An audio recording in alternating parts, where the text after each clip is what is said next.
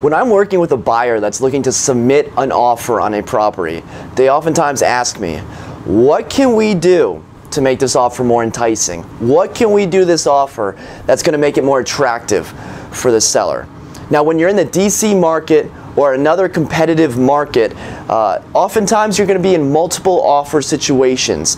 Not all the times, but a lot of the times you're going to be competing head-to-head against another buyer, and you have to do something to differentiate yourself. And one of the ways that we do this is to include a deadline. Now, to be specific, we're talking about a deadline for a buyer submitting an offer saying the offer is valid until or the offer expires on certain time, certain date, fill in the blank. We're not talking about sellers submitting a request to have all offers in by a certain day, a certain time. That's completely different.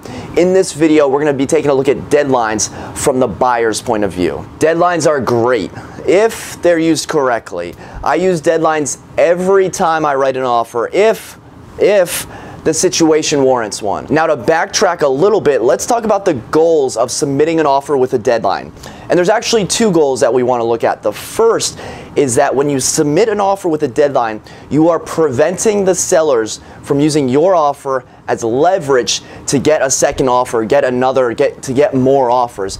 And what I mean by that is when you submit an offer without a deadline, there's no timetable for the seller to respond. It's just floating out. Your offer is just out there, and if the agent thinks that another offer is going to come in, they might delay a response to you while they try to get that other offer, which could theoretically be a stronger offer. So the first goal of submitting an offer with a deadline is to prevent, theoretically, the seller agent, using your offer as leverage to get a second higher offer. And the second goal of submitting an offer, this one is much more obvious, is to get a fast response from the seller, right? That's the main, that's the goal of a deadline, is to get the seller to respond to you quickly.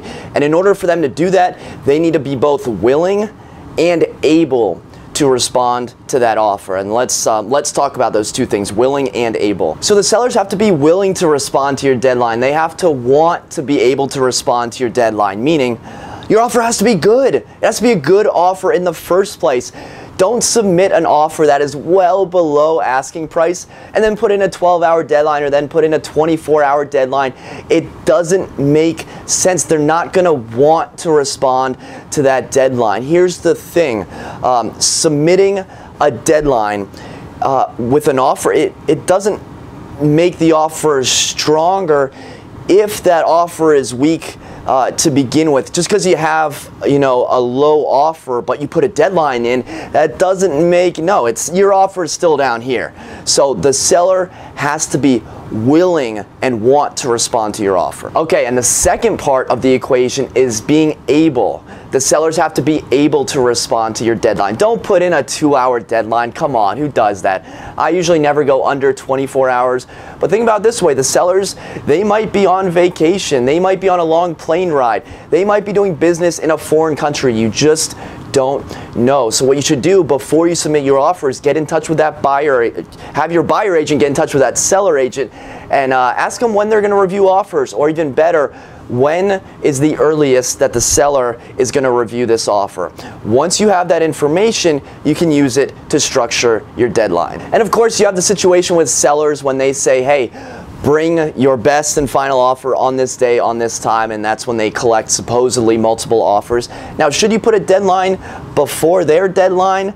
I would tend to say no. I have had good luck with this. I have also had very bad luck with this. So it's up to you and your agent, but I would tend to say no and just bring your best and final offer when they're expecting it. Now, to summarize this video, should you include a deadline with your offer when you're purchasing a property? I say yes, if you know what you're doing.